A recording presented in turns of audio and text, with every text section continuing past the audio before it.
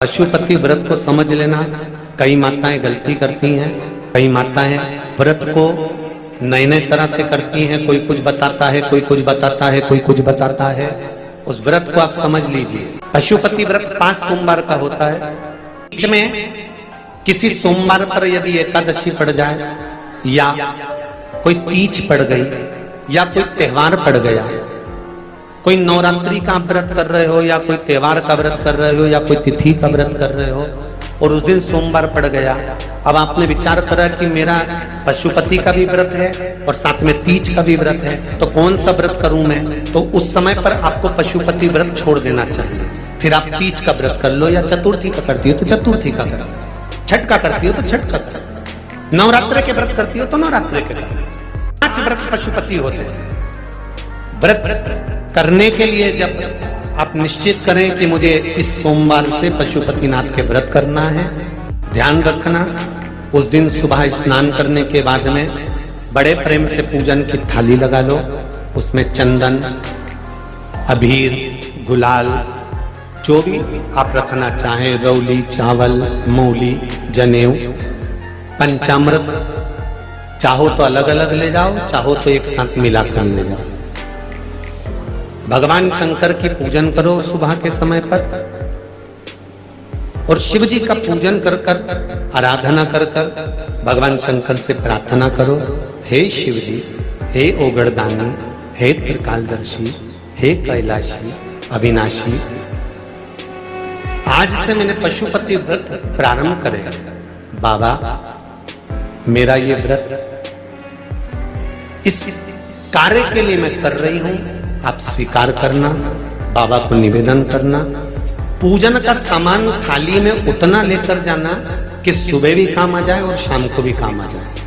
अलग से पूजन का साहित्य में शाम को अलग से नहीं रखना।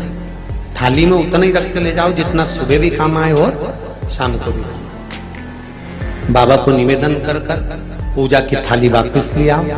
शाम के समय पर घर में मीठा बनाओ, 6 दिए रखो थाली के अंदर घी के, और दिए रखकर मीठा ले जाकर मंदिर में पूजन करो। शाम को स्नान कराने की जरूरत नहीं, पंचामृत स्नान की जरूरत नहीं है। शाम को तो केवल जल का छींटा दे दो, पंचामृत का छींटा दे दो। बाबा की पूजन करो। पूजन कर कर प्रसाद के पहले 3 हिस्से करो। 3 हिस्से करने के बाद फिर आप दिया लगाइए। फिर बाबा को कितने दिए लगाना है? जम के बोलो, 5 दिए लगाना है आपको शंकर भगवान को। 5 दिए लगाइए, एक एक दिया जलाते जाएं और शंकर भगवान से पहले सोमवार को दिया जलाते समय अपने हृदय की बात कहते हैं। 5 दिए पूरे हो जाएं। छठा दिया जलाना नहीं है, उसको थाली में वापस रख लें। दिए को थाली से नीचे उतारना जरूर। कौन से दिए को?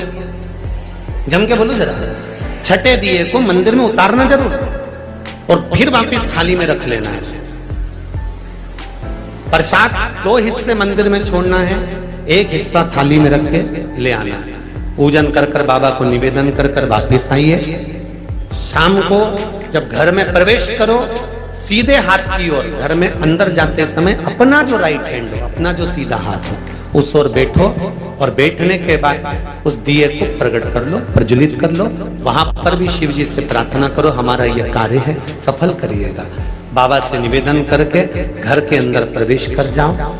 भोजन जब जीमने के लिए बैठो, भोजन करने के लिए बैठो, सबसे पहले जो प्रसाद लेकर आए हो उस प्रसाद को खाइए।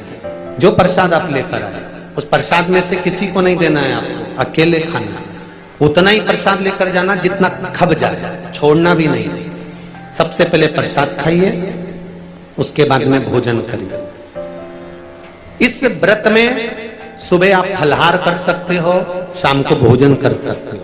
भोजन में ये जरूरी नहीं है कि मीठा ही खाना है, नमकीन भोजन भी कर सकते हो। बस मीठा कब खाना है? जब प्रसाद का 1 हिस्सा लेकर आओ तो वो 1 हिस्सा आप खाओ। उसके बाद में जब भोजन करो तो नमक का करो, कोई मना नहीं, मिर्ची का करो, पर उसमें दिखावा ना करो और भोजन करें। ऐसे 5वां जब सोमवार आ जाए, बीच में अगर कोई सोमवार छूट भी जाए तो व्रत करना, पूजन मत करना।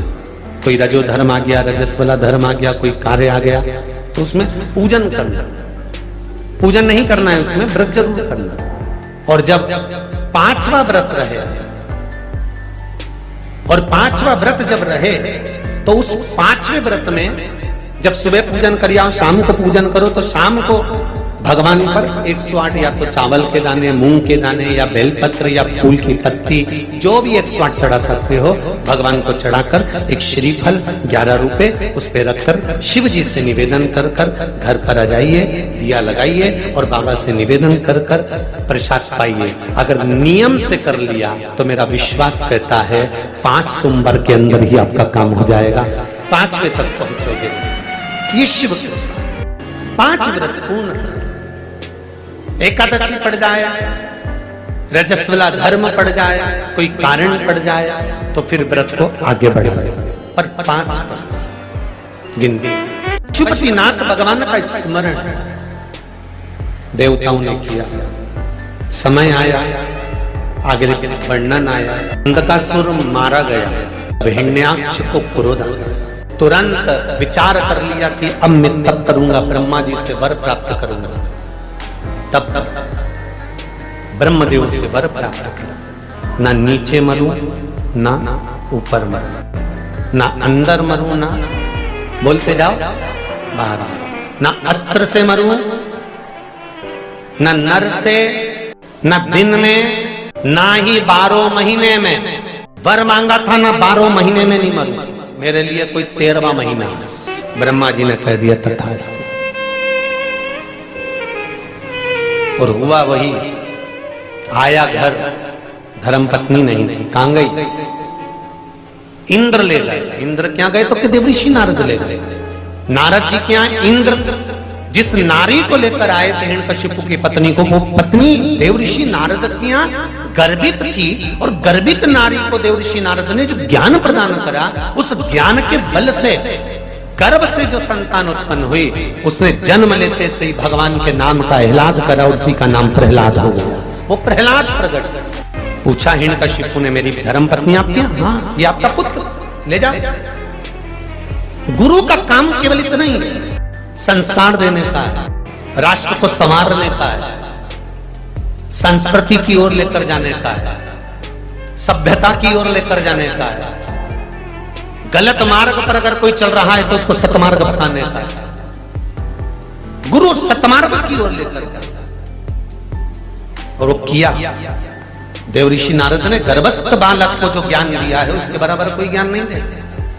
और हमारे यहाँ भी शास्त्र कहता है, गर्भ का ज्ञान प्रथम ज्ञान होता है। अभिमन्यु का चरित्र भी कहता है, माता के गर्भ में बैठकर चक्रव्यूह में प्रवेश करना सीख गया था। मां सो गई तो चक्रव्यूह से बाहर निकलना भूल गया था, क्योंकि मां सो गई।